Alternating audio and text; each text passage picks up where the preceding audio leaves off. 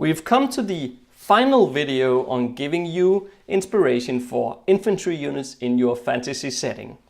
And I have, of course, saved the coolest one for last. You will get to know the Varangian Guard. Let's get into it.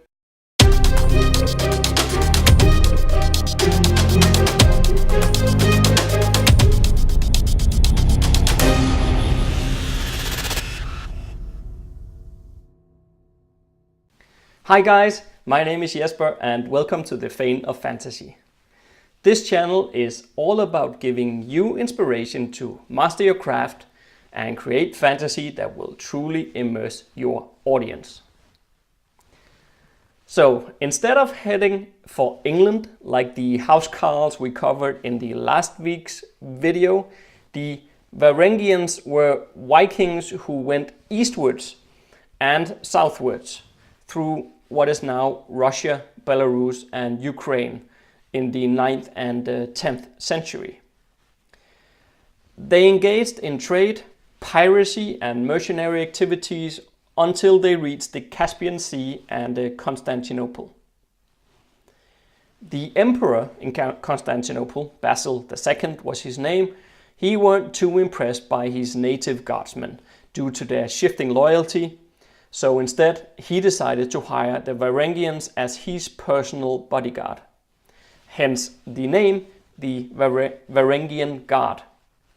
And they became one of the very few mercenary units whose history can be counted in centuries. These guys were extremely elite warriors who in their glory days were responsible for protecting the Roman emperor himself. Remember that the Eastern Roman Empire belonged to the Byzantine Empire at this time.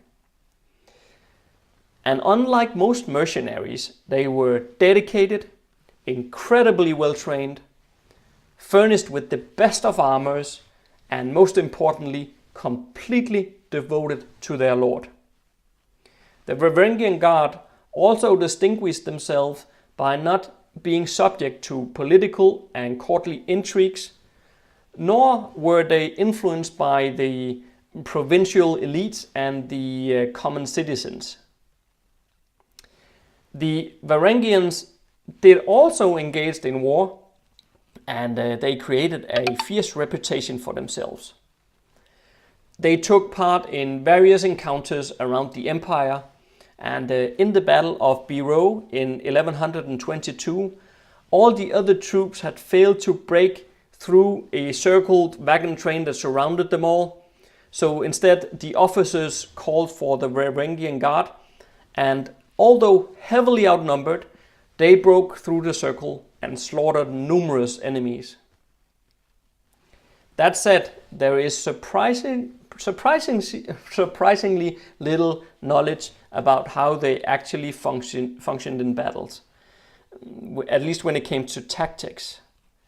Now, given the fact that they were wielding axes and they were wearing heavy armor, they were probably operating in kind of an infantry formation right next to the emperor's side. However, there were instances where they were at the front of the army while being backed by experienced horse archers. Yes, and I guess such changing positions on the battlefield basically just confirms how elite a military status that these guys really has. The popular image of a Varangian guardsman is a tall, heavily armored man bearing this huge axe.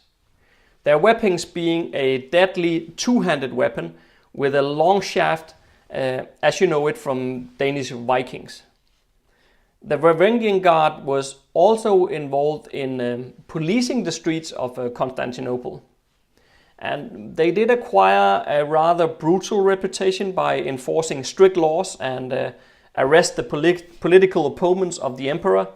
But they weren't too reluctant to actually break certain laws themselves. And I don't know, maybe this was because they actually quite loved Greek wine. One should probably not underestimate the exotic charm of a Viking guard. You know, to the ceremonial Byzantine court, These men was feared barbaric giants with foreign weaponry.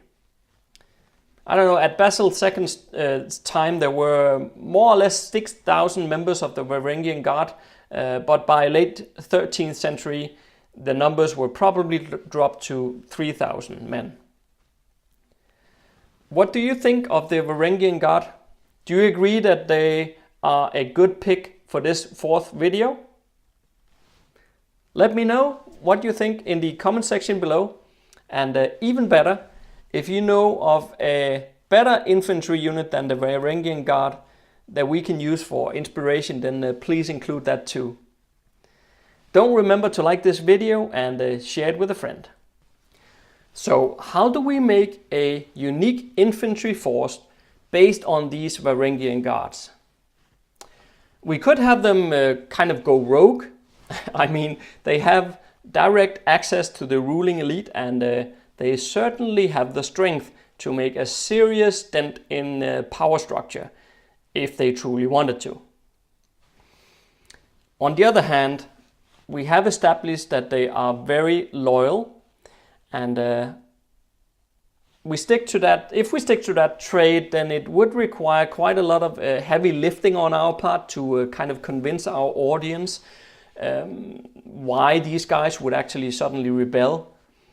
It could be done, but I think let's go with something different. I find it more fascinating to create a situation where the enemy takes advantage of these guys' love for wine. Knowing that they can't defeat the god, they gain access to a yearly celebration. Perhaps it's a celebration for their Nordic gods, and then they slip a compound into the drink. The following day, we have an entire Varangian Guard riveted by hallucinations. In this state, the enemy manages to convince the leaders of the guards that they are actually representatives of the gods, and it will be ill perceived if the Varangian Guards took up arms to defend the city once the enemy arrives with the sun the following morning. This is a situation loaded with tension. Will the guard follow what they believe to be a commandment from their god, or will they realize it all a scheme? Go ahead and steal this idea if you like it, and make it your own. I hope this 4-part video series has helped on our inspiration to craft more memorable infantry in the future. That was the intention anyway. So let's not have any more boring infantry in any of our fantasy settings. No more, I will not have it. There will be new videos every week, and I will leave this topic for time being and venture into something else. So do make sure to subscribe if this is your first time here.